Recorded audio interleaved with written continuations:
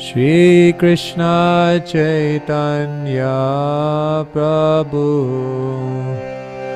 Daya Kodamore. Shri Krishna Chaitanya Prabhu Daya Kodamore. Shri Krishna Chaitanya Prabhu Daya Kodamore.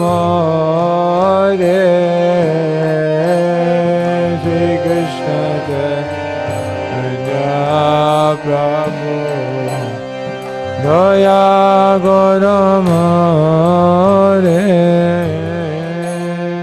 Tumavina ke dayalu jagat sansare. Tumavina ke dayalu jagat sansare. Patita pavana hetu Tavaya avatara. Patita pavana Tavaya avatara.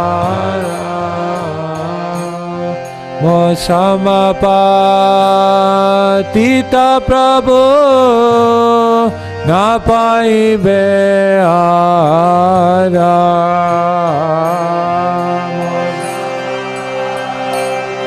Tita Prabhu na paibe ara. Ha Prabhu Nityananda Premananda Sukhi.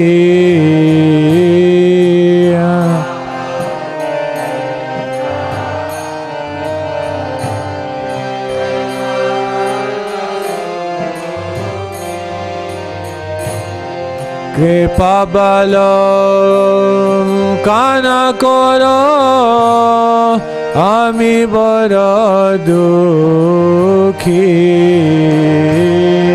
Kripa balo kana koro ami boro dukhi.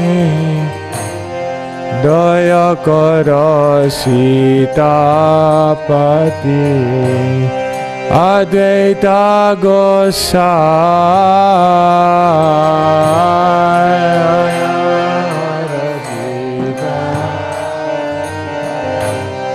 Advaita Gosai. Tava kripa bole pai Chaitanya Nitai. Tava kripa bole pai Chaitanya Nitai. Swarup Sanatana Rupa Raghunatha. Swarup Sanatana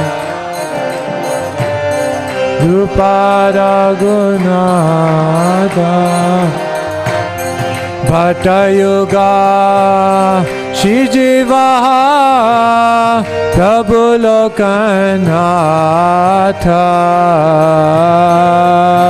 Yuga Shijivaha Prabhu Lokanatha.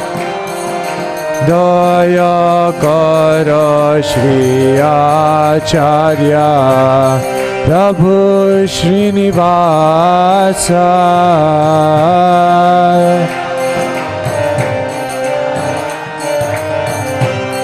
Prabhu Srinivasa.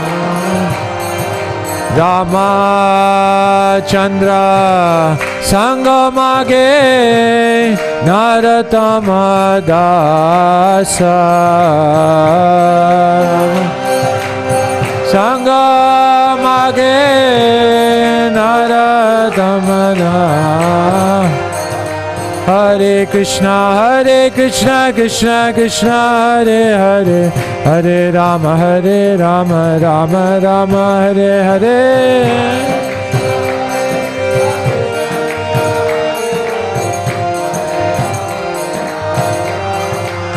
Hare Krishna Krishna Krishna Hare Hare, Hare Rama Rama Rama Hare Hare.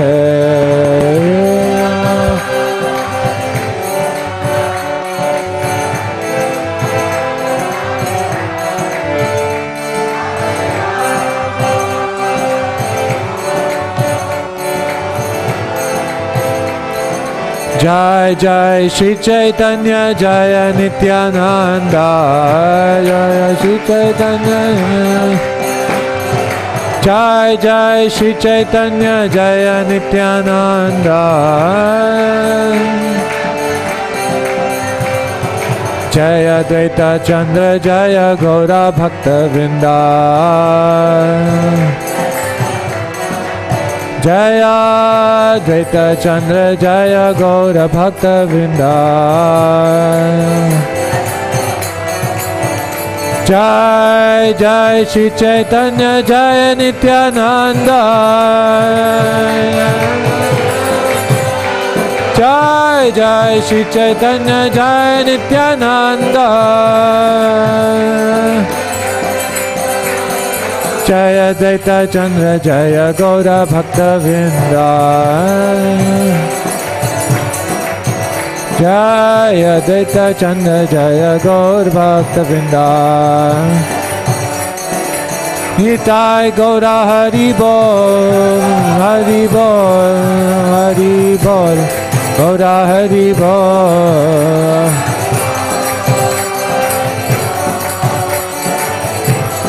Jai Jai Prabhupada, Prabhupada, Prabhupada, Jaya Prabhupada.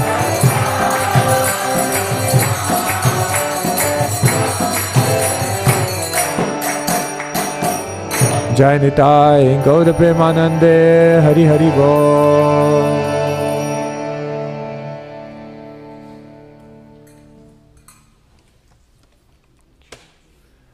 Hare Krishna everyone, so good morning, thank you so much for coming. So this morning we're reading from Sri Chaitanya Charitamrita, beginning a new chapter. This is the Madhya Leela chapter number 8, entitled Talks Between Sri Chaitanya Mahaprabhu and Ramananda Raya. So what we'll do today is we'll read the introduction or the summary of the chapter given by Srila Prabhupada. And then we'll read the first verse, and then we'll just have a little bit of discussion from there.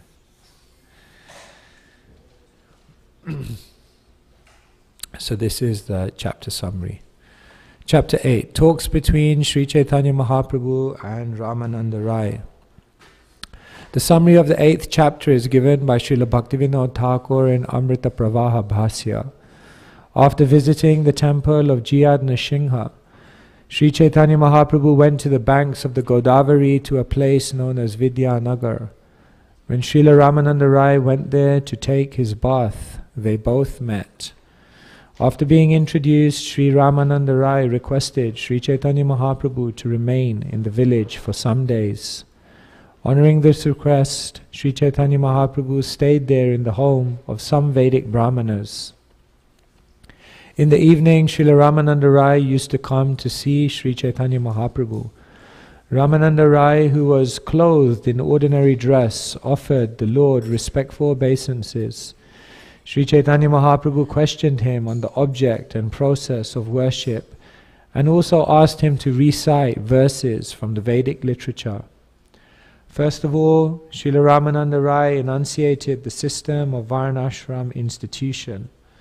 He recited various verses about Kamarpan, stating that everything should be dedicated to the Lord. He then spoke of detached action, knowledge mixed with devotional service, And finally, the spontaneous loving service of the Lord. After hearing Srila Ramananda Rai recite some verses, Sri Chaitanya Mahaprabhu accepted the principle of pure devotional service, devoid of all the kinds of speculation. After this, Sri Chaitanya Mahaprabhu asked Ramananda Rai to explain the higher platform of devotional service.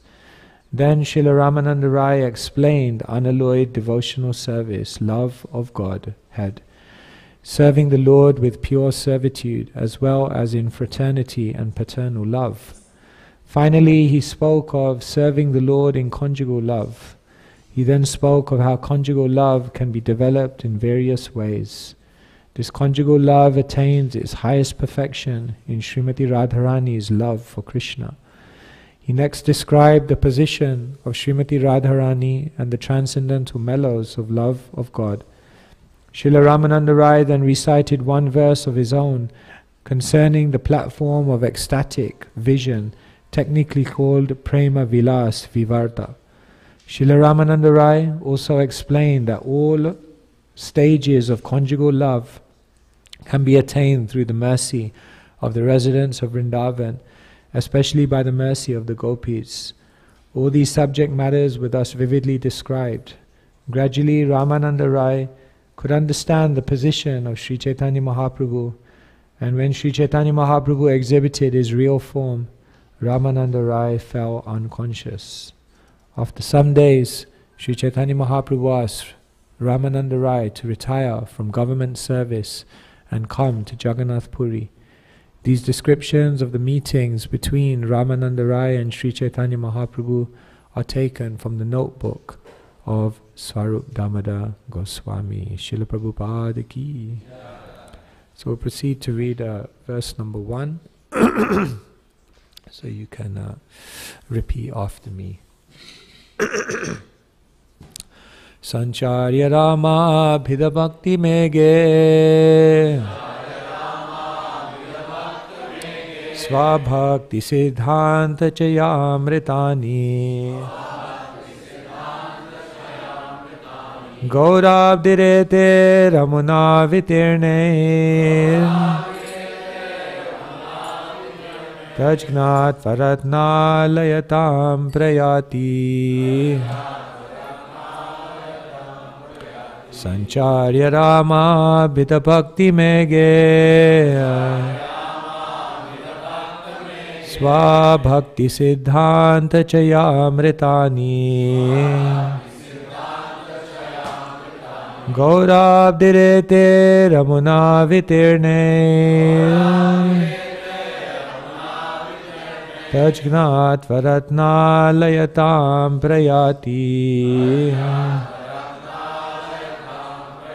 Sancharya Rama Bhita Bhakti Mege Svabhakti Siddhanta Chayamritani Gaurabdirete Ramuna Vitirne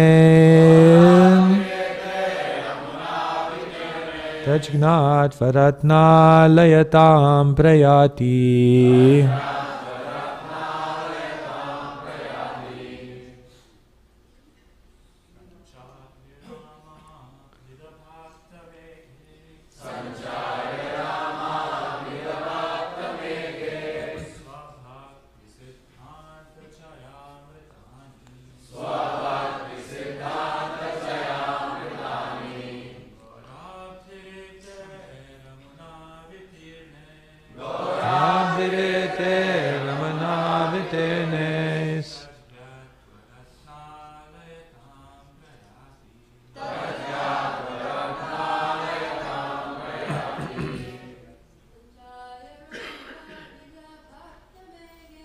Sancharya Rama Bhita Bhakta Mege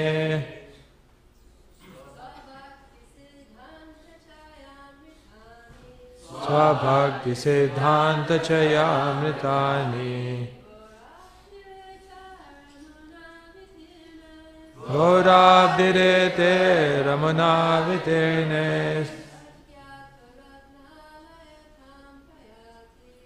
Ajnatva Ratnalayatam Prayati. Sancharya, by empowering Rama Abhidha of the name Rama, Bhakta Meghe, in the cloud-like devotee Rai, Svabhakti, of his own devotional service, Siddhanta, of conclusions, Jaya, all collections, Amritani, nectar, Gaura Abdi, the ocean known as Sri Chaitanya Mahaprabhu. Ete, by these, Amuna, by the cloud known as Ramananda Rai. Vitirne, distributed. Tajgnatva, of knowledge of devotional service. Ratna Alayatam, of the quality of being an ocean containing valuable jewels. Prayati, achieved. Translation by His Divine Grace, Srila A.C. Bhaktivedanta Swami, Srila Prabhupada Ki. Sri Chaitanya Mahaprabhu, who is known as Gauranga, is the reservoir of all conclusive knowledge in devotional service. He empowered Srila Ramananda Rai, who may be likened to a cloud of devotional service. This cloud was filled with all the conclusive purports of devotional service and was empowered by the ocean to spread this water over the sea. Sri Chaitanya Mahaprabhu himself was the ocean of knowledge of pure devotional service. Srila Prabhupada Ki. Om Ajnanatirmirandhasya Jnananjana Shalakaya Chakshurunmilitam Yena Tasmai Shri Gurave Namaha. Shri Chaitanya Manobhishtam Stapitam Yena Bhutale Svayam Rupa Kadamayam Dadati Swapadantikam Vandeham Shri Guru Shri Yuta Padakamalan Shri Gurun Vaishnavamscha Shri Rupam Sagrajatam Sahagana Raghunathan Vitam Tam Sajivam Sadvaitam Savadhutam Parijana Sahitam Krishna Chaitanya Devam Shri Radha Krishna Padan Sahagana Lalita Shri Vishakhan Vitamsha. He Krishna Karuna Sindhu Dinabandhu Jagatpate Gopesha Gopika Kanta Radha Kanta Namostute Tapta Kanchana Gaurangi Radhe Vrindavaneshwari Vrishabhanu Sute Devi Pranamami Hari Priye Vancha Kalpatarubhyascha Kripa Sindhubhya Evacha Patitanam Pavanebhyo Vaishnavebhyo Namo Namaha. Shri Krishna Chaitanya Prabhu Nityananda Shri Advaita Gadadhara Shrivasadi Gaura Bhakta Vrinda. Hare Krishna Krishna Krishna Hare Hare Hare Rama Rama Rama Hare Hare. So with your blessings and permission, I'll try to share something on this very, very beautiful chapter. Actually, this chapter in the Gaudiya Math, when they would read through the Chaitanya Charitamrita and they would come to the 8th chapter of the Madhya Leela, Srila Bhaktisiddhanta Saraswati Thakur wouldn't allow them to read it. Actually, because in this chapter very, very confidential things are mentioned, described by Srila Ramananda Rai to Sri Chaitanya Mahaprabhu, and therefore Bhakti Siddhanta Saraswati Thakur would not want that to be publicly talked about. But of course Srila Prabhupada gave us access And I don't know if you're aware, but in 1959, Srila Prabhupada actually wrote a book that most devotees don't know about. In 1977, shortly after Srila Prabhupada's departure, they found a manuscript in the Radha Damodar temple. It was a manuscript which had not been published, and it was basically a manuscript which was a description where Srila Prabhupada had written about the conversation between Sri Chaitanya Mahaprabhu and Ramananda Rai. And later on, that manuscript was published as a book entitled In Search of Life's Ultimate Goal. Put your hand up if you've read that book. So no one's read that book. Yeah. So you can't say you've read all of Prabhupada's books. So if you go on the internet, it's bona fide, it's been made available for free. You can read that book. It's called In Search of the Ultimate Goal of Life. And it's Srila Prabhupada's description of this beautiful conversation between Ramananda Rai and Sri Chaitanya Mahaprabhu. In the course of Sri Chaitanya Mahaprabhu's life, he has many different types of conversations. In some conversations, he is trying to transform others.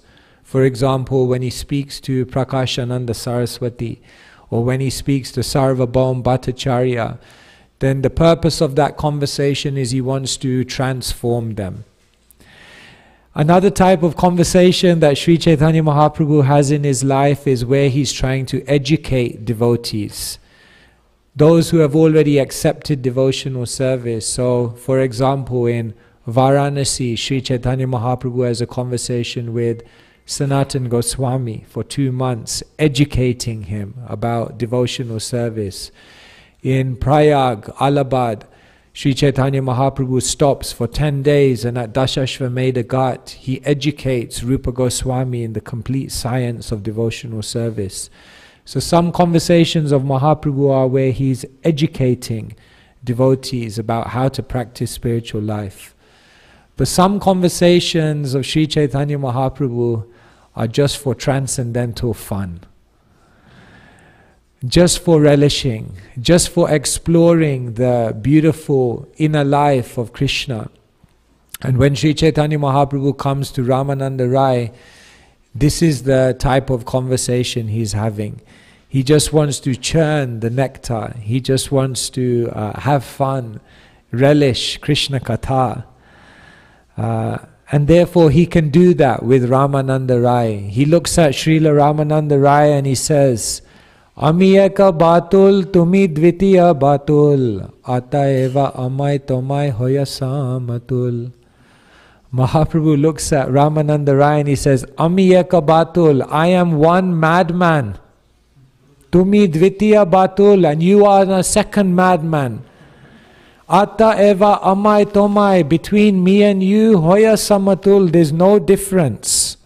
I'm mad, you're mad, and when two mad people come together, mad conversations take place. And therefore this is actually a conversation between two intoxicated personalities, two madmen, Srila Ramananda Rai and Sri Chaitanya Mahaprabhu. And so this is this is instructive. As devotees, we should have conversations with people where we're trying to preach to them, bring them, awaken them to Krishna consciousness. But then we should also have conversations with devotees to understand the science of how devotional service works. But then sometimes we should just have conversations with devotees to relish Krishna Katha, no agenda, just talk about Krishna, which is also very nice. There used to be our security guard at the manor. His name was Kaveri Prabhu. And I said, whenever I would meet him, he would just tell me something from the Bhagavatam. He never spoke to me about anything else. Whenever he would meet me, he would just say, and have you heard this about Krishna? So that was very nice, just to have conversations about Krishna. So this is what Sri Chaitanya Mahaprabhu does with Ramananda Rai. This is actually what a devotee wants to do in their heart of hearts, is just actually absorb themselves in hearing and chanting about Krishna.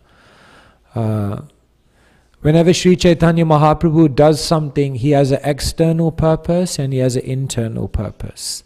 So the external purpose is always to preach, because Sri Chaitanya Mahaprabhu comes as a preacher. But the internal purpose is always to relish. So when Sri Chaitanya Mahaprabhu decides to perform the Rath Yatra, then the external purpose is because he wants to preach. Millions of people come to Rath Yatra. He can spread the holy name like anything. But the internal purpose of Rath Yatra is that he wants to relish. Because Rath Yatra is the scene of Kurukshetra, of Srimati Radharani and the gopis who have come to Kurukshetra, meeting Krishna as Dwarkadish after a long time, but they're not satisfied. They want to pull Krishna back to Vrindavan. So Mahaprabhu is experiencing all these things internally. When Sri Chaitanya Mahaprabhu decides to stay in Jagannath Puri, the external reason is because his mother requested. But the internal reason is because he wants to relish. Who is Jagannath? Jagannath is Krishna, stunned in ecstasy in complete separation from Vrindavan.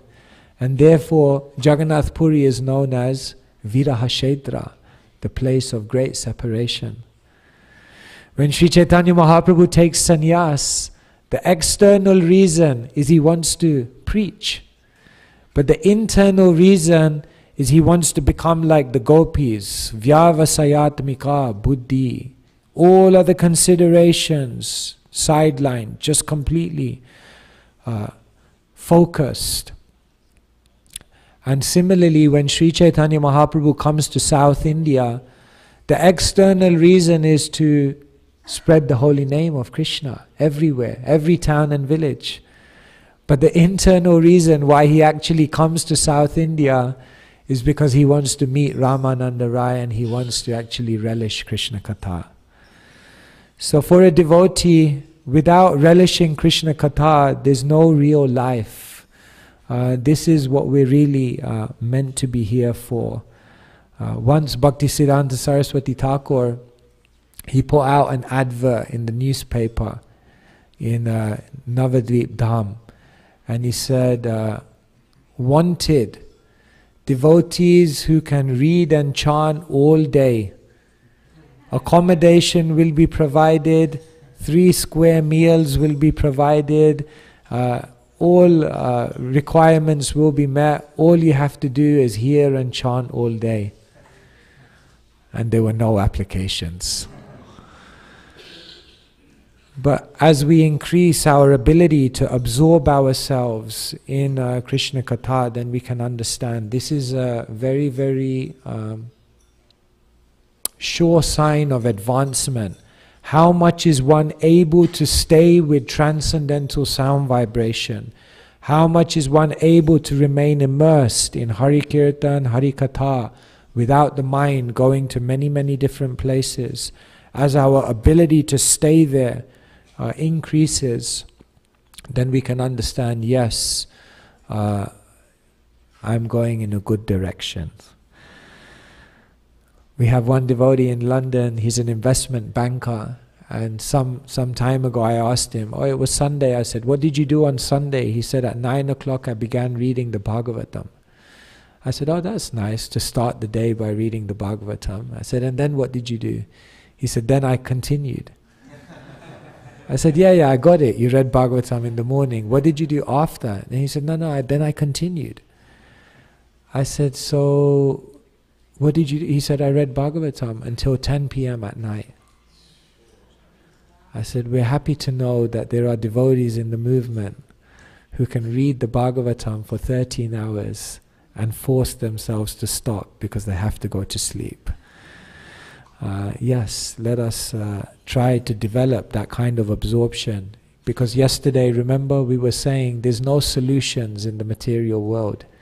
The only solution to the complexity of the material world is absorption in Krishna Katha. Because nothing else will solve our difficulties. So here it's very, very beautiful. Sri Chaitanya Mahaprabhu and Ramananda Raya are having a conversation. And the metaphor given here by Srila Krishnadas Kaviraj Goswami is that Ramananda Raya is like a cloud of devotional service. And Sri Chaitanya Mahaprabhu is like an ocean of jewels. It's a very, very beautiful metaphor. You see, between a cloud and an ocean, there's a huge distance, isn't it? A very big distance. So between Sri Chaitanya Mahaprabhu and Ramananda Raya, there's a big distance. The one big distance is that Mahaprabhu is God and he's a living entity. But not just that, the other big distance is that Mahaprabhu is a sannyasi. But Ramananda Raya, he is just the grihastha. The other one is that Sri Chaitanya Mahaprabhu is a Brahmin. But Ramananda Raya is a kayastha. And then Ramananda Raya, he is in a big social position. He's a governor. Sri Chaitanya Mahaprabhu is socially dead. There's a big distance between them. But what happens when Sri Chaitanya Mahaprabhu comes and sees Ramananda Raya? He embraces him. And he shows that devotion transcends convention. He brings him together and says it doesn't matter that there's a gap between us according to convention, because in love we are one, we are together. And therefore Sri Chaitanya Mahaprabhu embraces him. And the gap is reduced. There's no gap. Sometimes we think, oh, I'm very far from Krishna. But the only gap is a gap of love. Because when there is love and devotion, there is no gap. Isn't it? Sometimes you are separated from a person, but because your hearts are very close, still you feel their presence at every moment. And sometimes you can be right next to someone, but if the hearts are very, very far, then you feel very distant, isn't it? They asked one saint, why is it that people shout when they're next to each other? He said, because their hearts have become so far apart that even though they're standing next to each other, they have to shout with each other to make up the distance of hearts. So with Sri Chaitanya Mahaprabhu and Ramananda Raya, there was no distance. All of those distances disappeared and Mahaprabhu just embraced him. Srila Prabhupada, he said that one day the devotees may just get the embrace of Sri Chaitanya Mahaprabhu. That would be amazing. Vrindavan Das Thakur says, Ajanulam bitabujo kanaka vadato samkirtane kapitaro kamalaya taksho vishvambaro dvijavaro yugadharma palo vande jagat priyakaro karunavataro. Vrindavan Das Thakur says, he's describing Sri Chaitanya Mahaprabhu and he says, his arms are so long that they reach down to his knees.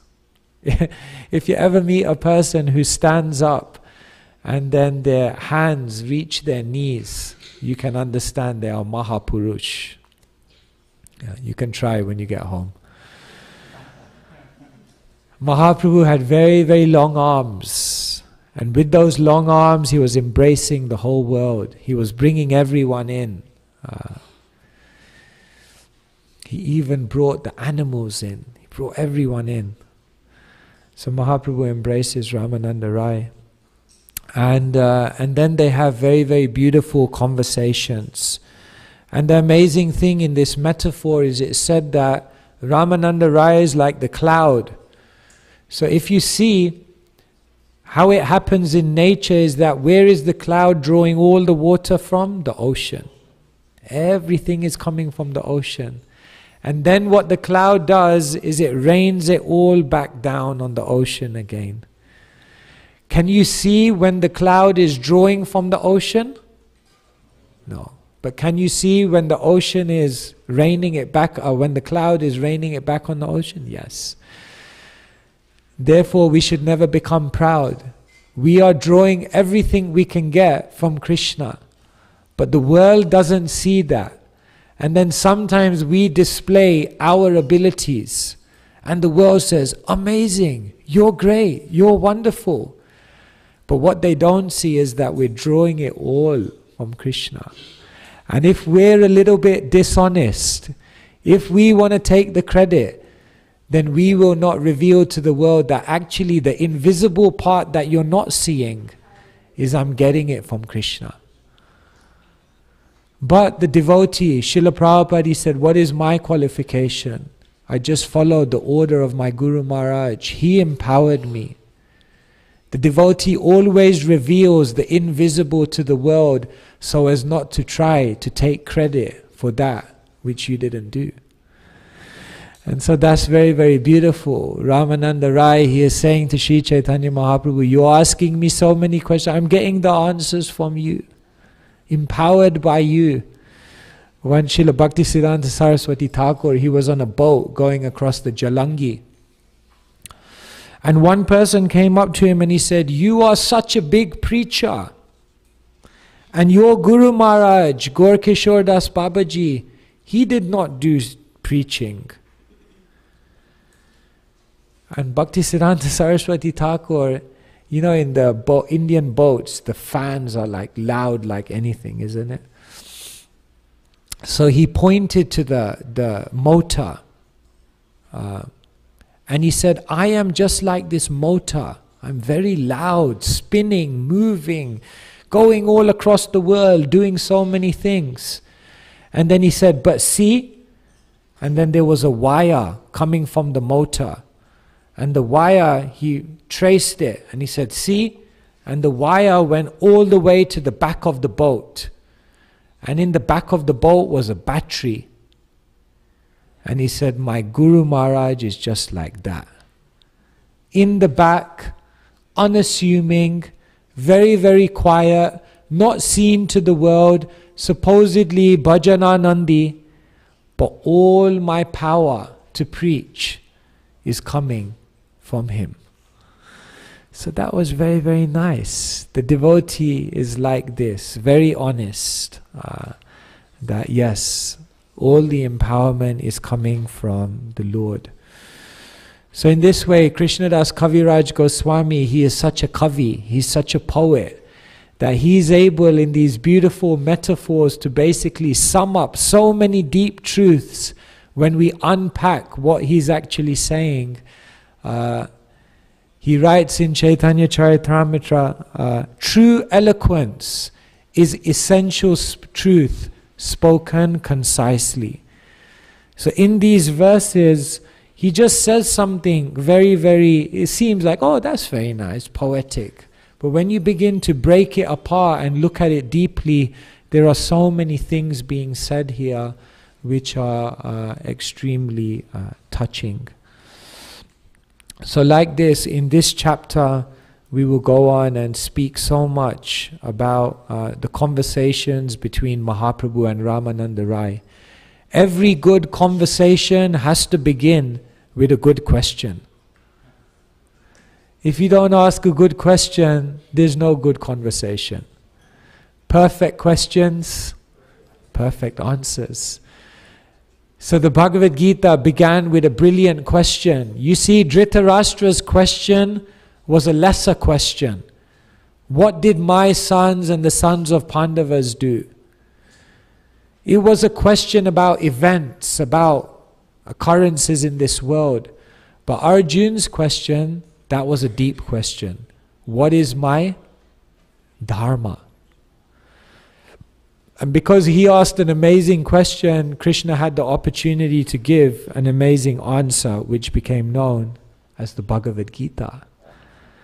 In the beginning of the Ramayana, there's an amazing question. What are the qualities of an ideal person? And in answer to that one question, a whole conversation and a whole narrative takes place, which is Ramayana. In the Bhagavatam, there is one brilliant question. What is the question that Parikshit asks? What is the duty of one who's about to die, and what is the duty of all people in all situations? Brilliant question. Therefore, amazing book. And similarly, in this conversation, Mahaprabhu is going to ask an amazing question. What is the ultimate goal of life? And in answer to that question, Ramananda Rai will give many, many answers, but Mahaprabhu will keep pushing him, keep stretching him, keep drawing from him more and more insights, because every time Ramananda Rai will say something, Mahaprabhu will say, Eho bhaiya, age kaho aar. That is external, you say something more. And like this he will keep pushing. So this is the spiritual master, this is Krishna. They keep pushing us because they know there's more you can do, there's more you can say, there's more you can reveal. And like this they keep pushing us to do more and reveal more and purify ourselves more and more. And that's the conversation that we will be reading in this beautiful chapter. So I think let me just pause there for some time. I think we go to like 8:30, like that. 8:30, 8:40, like. So we have 5-10 minutes. Let me see if anyone has any questions or comments. Okay. So I think Mataji at the back.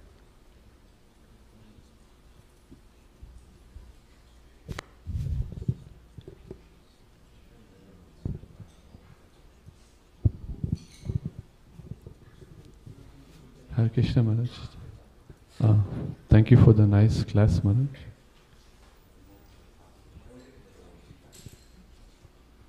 Maharaj, you mentioned about how we have to be absorbed in our Krishna consciousness.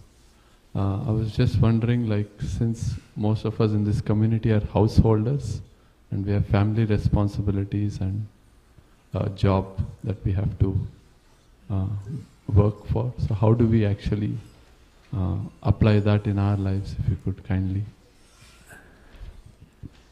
And Ramananda Rai was a householder. And Ramananda Rai was a governor. And Ramananda Rai had so many responsibilities. And Rupa and Sanatan were also in the government. And they were also charged with many, many duties. And they wanted to leave. And Mahaprabhu sent them a letter. Paravyasinini nari vyagrapi graha karmashu tadeva svadayatyantar navasanga rasayanam.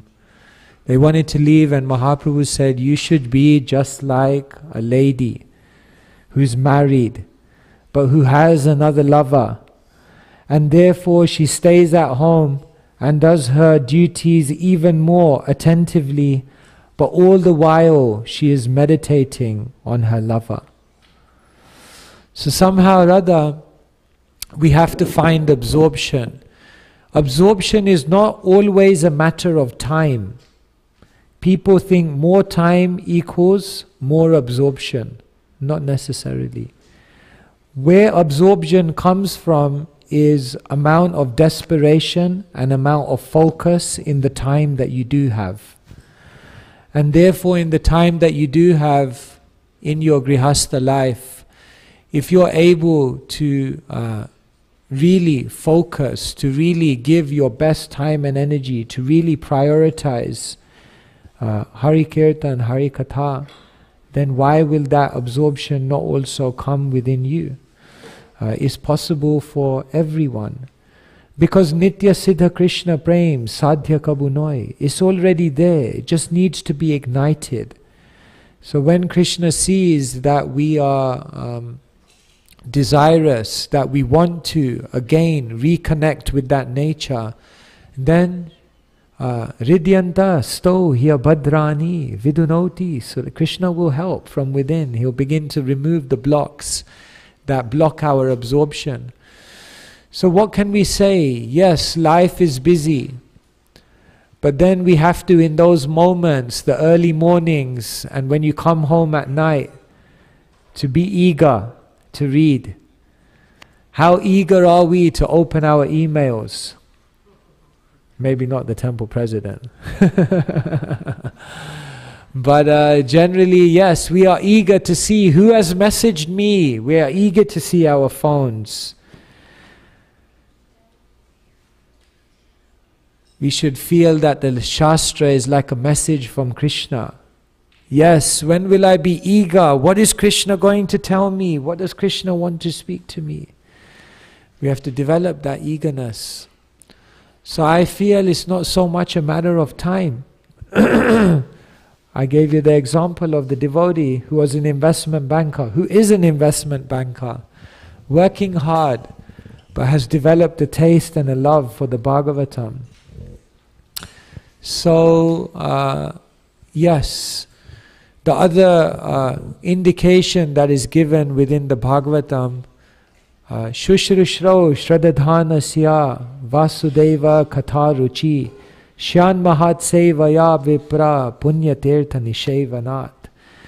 Search out those devotees who have taste and serve them and hear from them.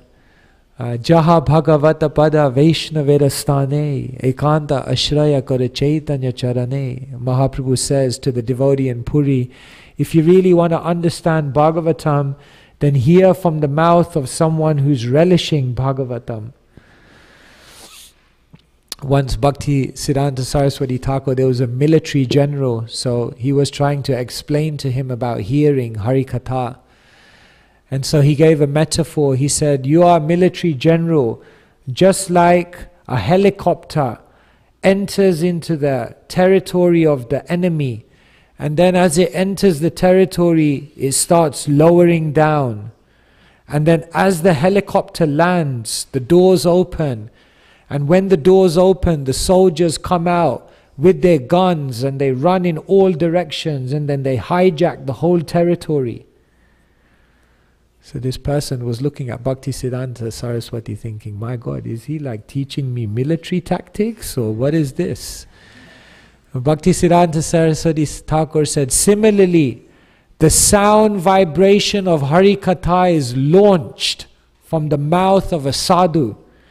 And when those syllables are launched, then what happens is they hover over your heart. And then if those syllables land in your heart, then what will happen is when they land, they will go in all directions of your consciousness, and they will conquer your mind and senses. So he said, allow the syllables. Therefore we hear from Srila Prabhupada, because Srila Prabhupada is powerful. He speaks to us, and he draws us to Krishna, because we don't just hear the information he's giving us, but we absorb his conviction, his complete love for Krishna, and we're absorbing a little bit of that in his sound vibration. So when we hear from the great devotees like Srila Prabhupada and all the great Vaishnavas, then we get more taste as well. Some thoughts. Hare Krishna Maharaj. I wanted to ask, like, sometimes we feel that life has become very stagnant. It's just the same going on, you know. But how do we understand that we are making any progress in our Krishna consciousness? Yes, there are many different ways in which you can measure progress in Krishna consciousness. One I gave today. How much is your taste for Hari Kirtan, Hari Katha? One devotee once said to me, it's nice to be absorbed in service, but did you know it's also a service to be absorbed in Krishna? And when he said that, somehow it hit me. And I thought, yes, it's a service to be absorbed in Krishna. You will know you're advancing if your ability to chant and be fully present, your ability to hear about Krishna and be fully present is increasing. That's a good sign.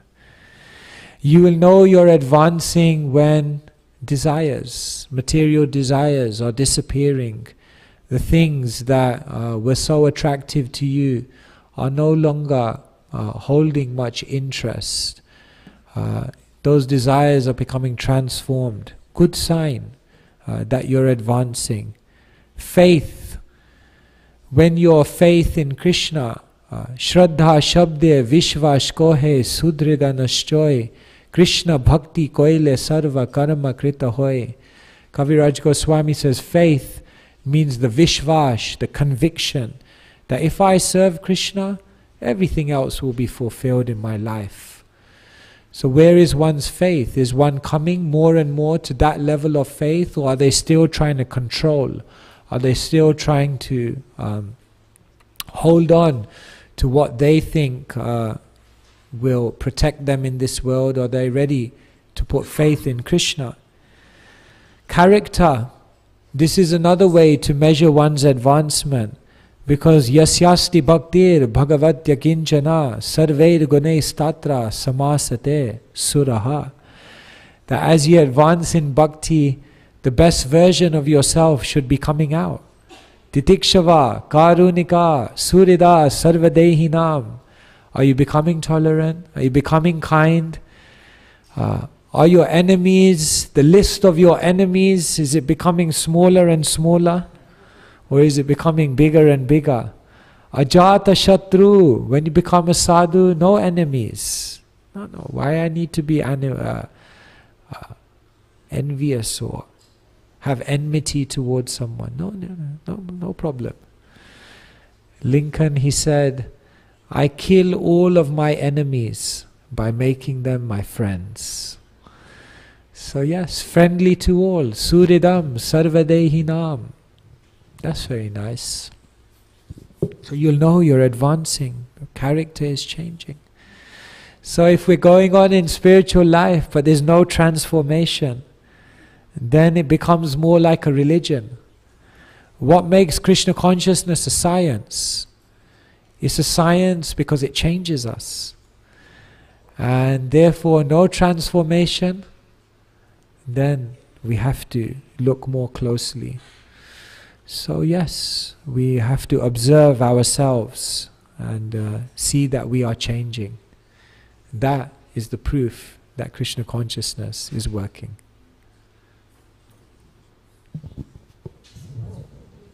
I think you need the mic just for the... Thank you so much, Maharaj. Maharaj, we often hear that being absorbed in Krishna. But as you were giving the example of Bhaktisiddhanta Saraswati, he was so much absorbed in his guru as well. So that is the part that I struggle. It's so easy to be absorbed in Krishna. I mean, through books and so many lectures and things. How to be absorbed in guru or guru's instruction, Maharaj? Like, I was just thinking, your Guru Maharaj is not around now, but you were still connected to him. How do we do it, Maharaj? How to be absorbed in the guru? Yeah. Well, that you're able to be absorbed in Krishna is also very good. That's wonderful. To be absorbed in Guru actually is very easy. Because what does Guru mean? Guru means heavy. The Guru is very, very heavy. Every year on Srila Prabhupada's disappearance day, then in Srila Prabhupada's house in Vrindavan, at the moment of Srila Prabhupada's disappearance, they bring out Srila Prabhupada's chadar that he was wearing when he left the world. So somehow this year I managed to get into the house. Sannyasi. The perks, what to say. You have to use it sometimes, you know. On that day you bring your danda, you make it known. No, sannyasi. Sannyasi. So they allowed us in. Wow, that's a great mercy to be in Srila Prabhupada's house at the moment he departed. And then Gopal Krishna Maharaj, he takes Srila Prabhupada's chadar and he puts it on everyone's head. And His Holiness Kadamba Kanana Maharaj, he would often describe it, and this time I experienced it. He said, when Gopal Krishna Maharaj comes and puts the chadar on your head, then you realize the heavy weight instructions, the heavyweight instruction, the heavyweight expectation, the heavy mission that Srila Prabhupada has. And in that moment when the chadar comes on your head, you realize, I have a heavy responsibility. And so the Guru has given us so much to do. The Guru has given us so much. There's a whole world to make Krishna conscious. There's a whole society of devotees to take care of. There's enough activities to keep you busy from morning to evening. And therefore, to be absorbed in Guru means to know that we've got enough instructions to last us 7 lifetimes. Sometimes I go to Vrindavan in January for a break, disconnect. And it's very nice, you arrive in Vrindavan, and of course we always begin in Vrindavan by going to Prabhupada's Samadhi in the morning and having Mangalarti there. And after about 4 or 5 days, when I go into the Samadhi of Srila Prabhupada, I start hearing messages from Srila Prabhupada. And I start hearing Srila Prabhupada saying, when are you going back? And I'm like, Prabhupada, I came here to be in Vrindavan. I just want to be here in Vrindavan. And you hear the voices, no, when are you going back? There's a mission, there's a service, there's a responsibility. Srila Prabhupada, who are we? But Srila Prabhupada said, I'm relying on you. Who are we? But Srila Prabhupada, out of his kindness, gave us a way to be absorbed. And so there's so much to do. So how can we not be absorbed in Guru? Because at every corner, at every turn, there's something to do for Guru.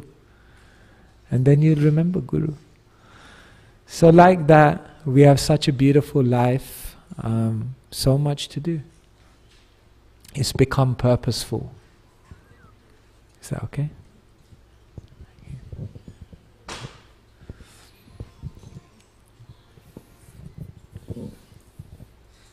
Hare Krishna Maharaj.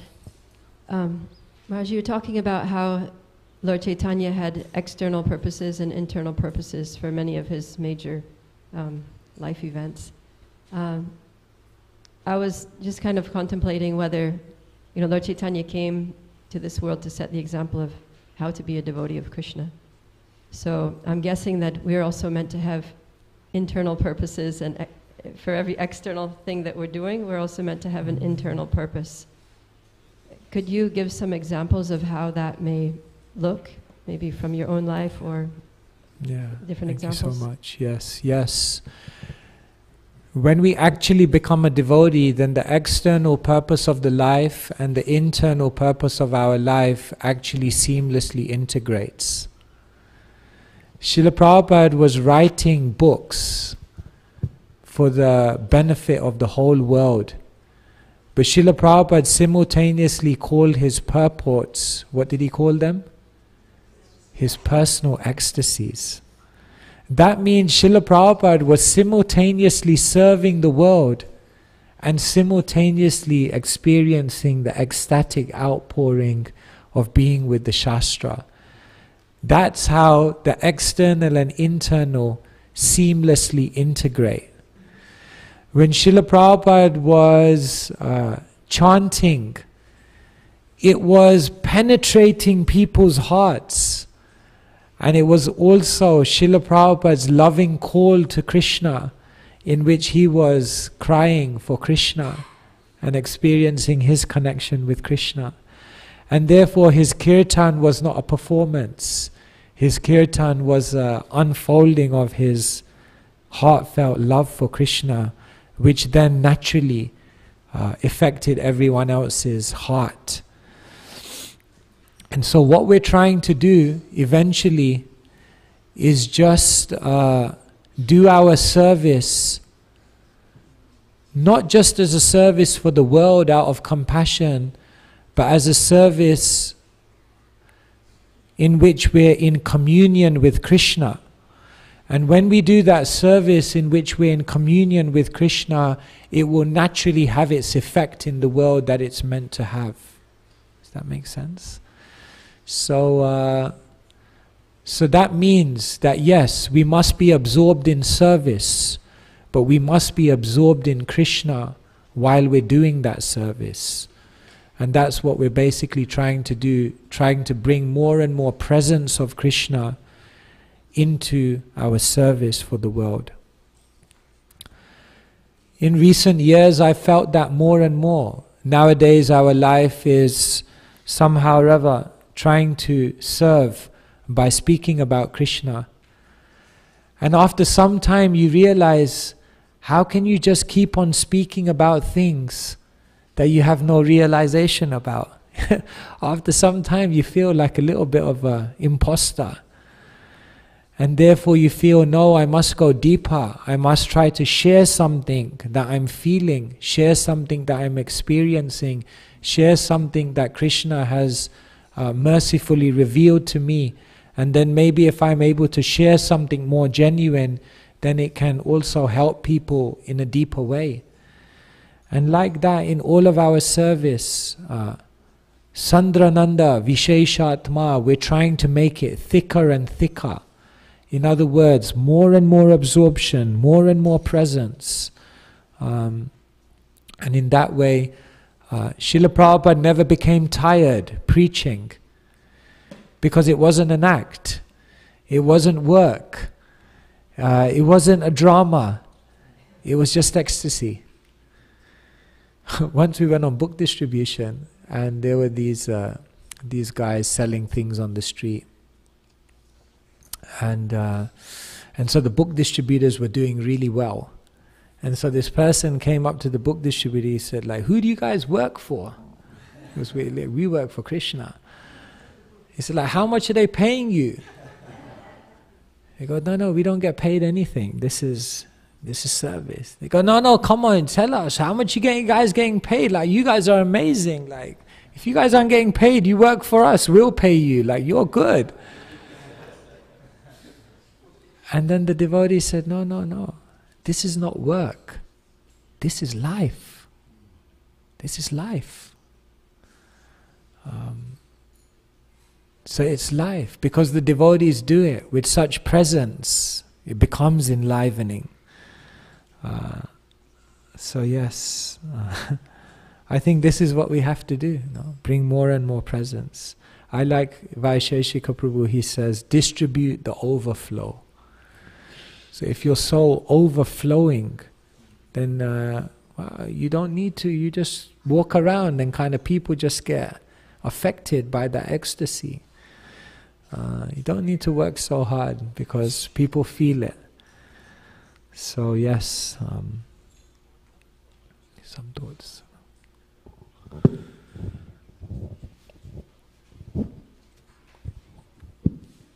So Maharaj, I'm wondering, you were talking about being absorbed, and it is easy to be absorbed when there's your favorite kirtan leader, when you're reading your favorite pastime.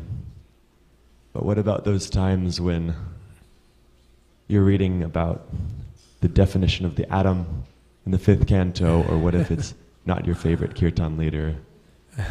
Tips on how to absorb in those situations. Yes.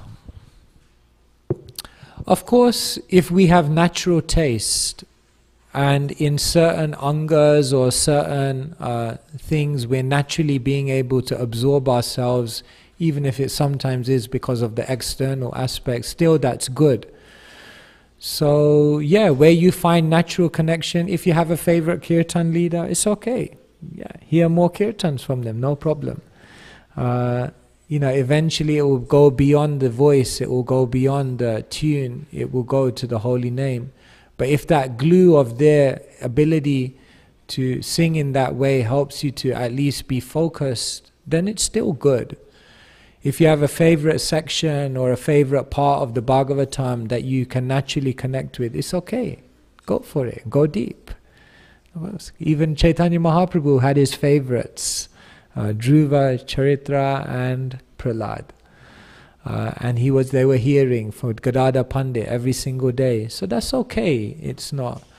But yes, eventually we want to also go a little deeper. It's actually said that Bhaktisiddhanta Saraswati Thakur would sometimes purposely pick the devotee who had an out-of-tune voice to sing the kirtan. and give everyone that little bit of experience of like tuning in really now to the holy name and surrendering to the holy name. So yes, we should understand that also there are other parts like this which help us to be more conscious. In those parts, what it's helping us to do is be more conscious about making the connection with Krishna here. You see, sometimes when the externals are very nice, then we think we're connecting to Krishna, but it's still very much the externals that we're connecting to. And still that's beneficial.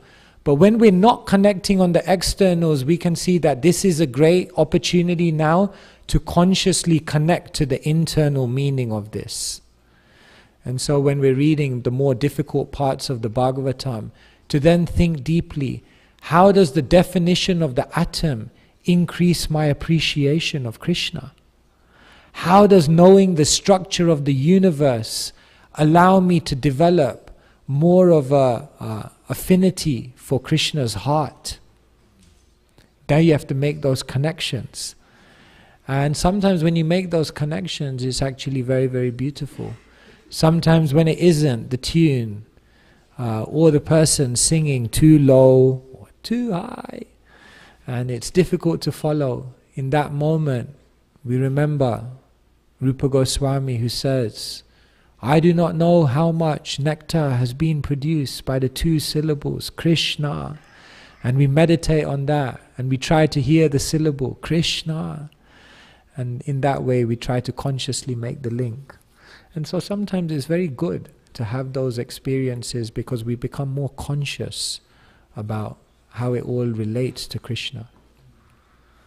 Is that?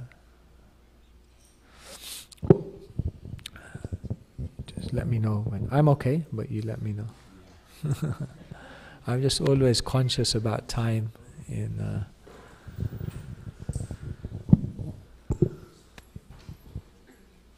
Hare Krishna, Maharaj.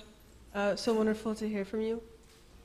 You're an amazing instrument, and I'm so grateful that you're here and that Radha Trinity brought you.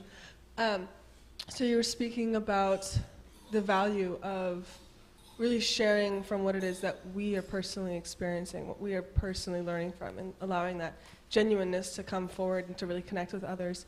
And so in the interest of all of us learning, what is something that you're learning right now? What is something that you are experiencing and embarking on this worldwide travel and taking on this role that is new in some ways? And you mean like what am I experiencing about in my own spiritual journey, or what am I experiencing in the movement, or what, like? Yes, I think kind of, internally, like on your own spiritual level, and maybe your connection with Krishna, or... Yes, thank you. Thank you for the opportunity to think about this.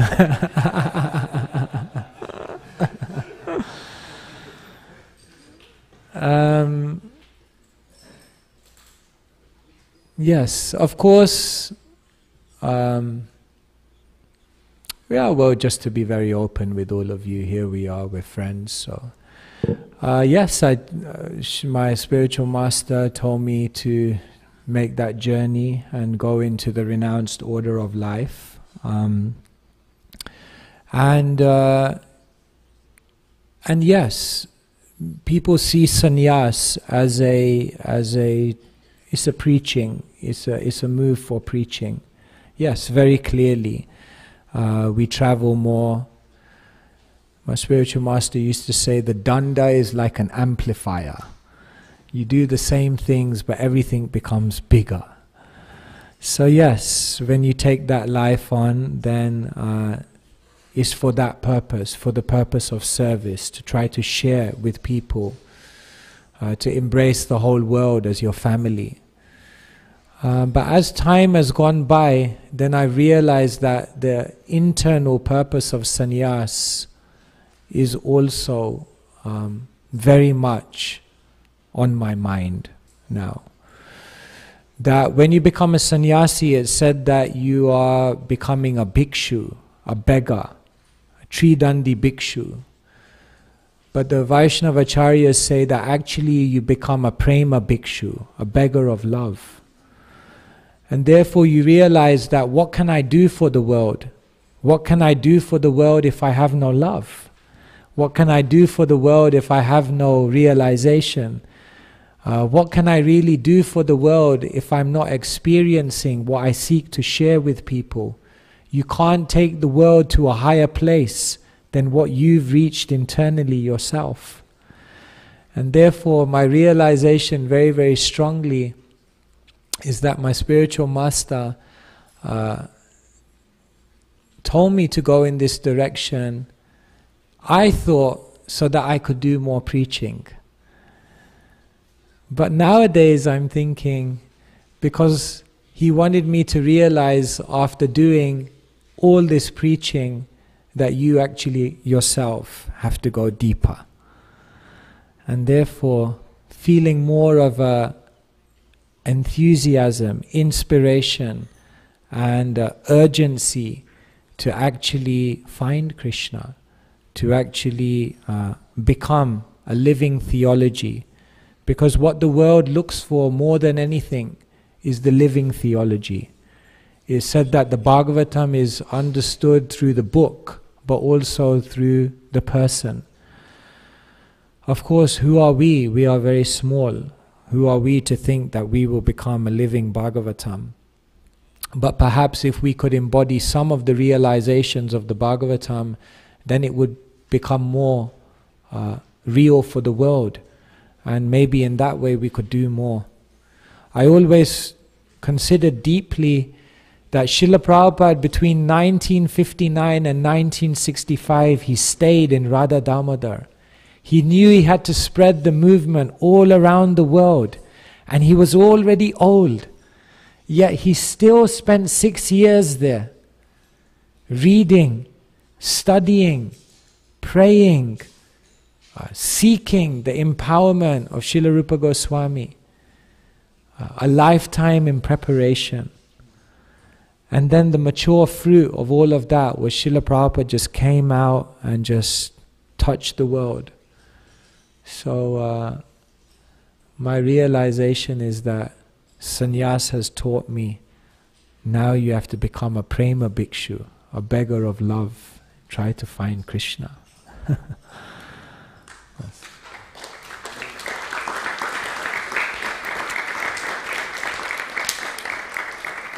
Thank you for sharing. And I want to say that it's absolutely only that desperation that could keep you going in this way. I mean, all I did yesterday was follow you around and listen, and I was exhausted. So it's amazing. Thank you so much. Thank you. Hare Krishna. How to address duality of existence, like every belief or principle life has, I mean for myself I'm asking, duality exists. Like I can't be the same at all times with everybody in the world actually. So how can that duality be addressed and dissolved faster? Like example, I see that most of the people in existence, if they have one principle, one goal, they are mostly about only that. But the world is big and it has so much of energies in different forms and levels. Example I'm giving. Mm-hmm. So if we are going in one path, there are so many other paths coming around in life. Like in so many other places we have to live in different forms. So how to resolve the duality of existence and become one with everything as one? Okay, very nice. So how do we find that one life in which we can integrate everything? Yes, and not, exactly. No duality. No duality, In existence no at two all. lives. Yeah, this is a very nice point. Well, Chaitanya Charitamrita says, Dvaite bhadra bhadra gyan sab mano dharm, ei bhala, ei manda, ei sab brahm. Duality is all manodharma, is all mental concoction. There is no duality. There's only one reality. But what we tend to do is we tend to compartmentalize our lives, and therefore we see duality. In the life of a devotee, everything is integrated because the devotee sees that nothing in their life is separate from Krishna. Bahunam janmanam ante jnanavan mam prapadyate vasudeva sarvamiti. They say that Krishna is everything.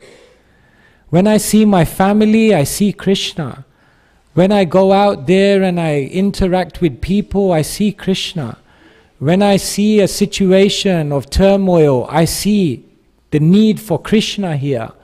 When I come to the temple, I see my friends and Krishna. Everywhere I go, I see Krishna. Stavara jangama deke na deke tara murti. They don't see moving and non-moving things. They see Krishna.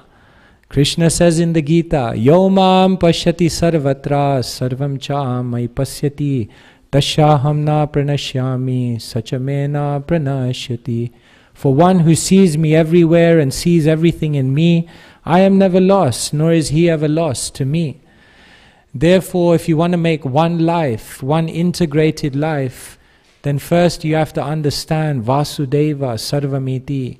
There's no other one thing in this world that can integrate everything, because everything else is dual. But the one thing that can integrate everything is Krishna, because Krishna is the foundation of everything, and nothing can exist without Krishna.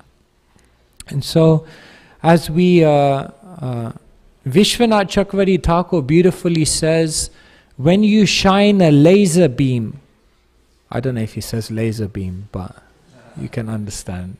When you shine into a diamond, when you shine the light into the diamond, then the light then naturally goes in all directions.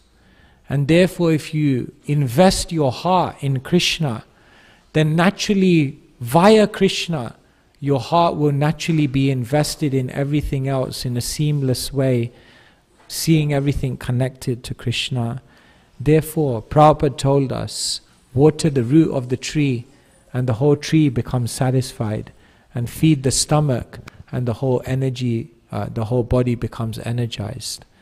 So that is the integration. Otherwise there's no integration.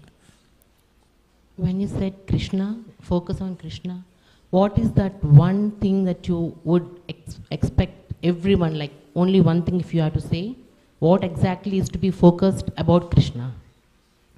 It's not a form, right? Krishna is just not a form. It can be, if it has to be someone. What is the one aspect of Krishna that you should always focus on? Yes. Well, for human being, not in the form of like energy. Kalikaler Nama Rupe Krishna Avatar. That Krishna has come in this Kali Yuga as the holy name. And Harer Nama, Harer Nama, Harer Nameva Kevalam. Without that holy name, Krishna coming in that transcendental sound vibration, Nastyeva, there's no way in which you can empower your consciousness in divine realization. And therefore, our teachers tell us never forget the holy name of Krishna. Always keep the name very, very close. Always keep that vibration close to your heart. Because Nama Chintamani Krishnas is Chintamani, it's like a touchstone. And it will transform everything. So take the name and keep it always with you. Thank you so much. Srila Prabhupada ki jai. Shri Chaitanya Charitamrita ki jai. Hare Krishna. Thank you.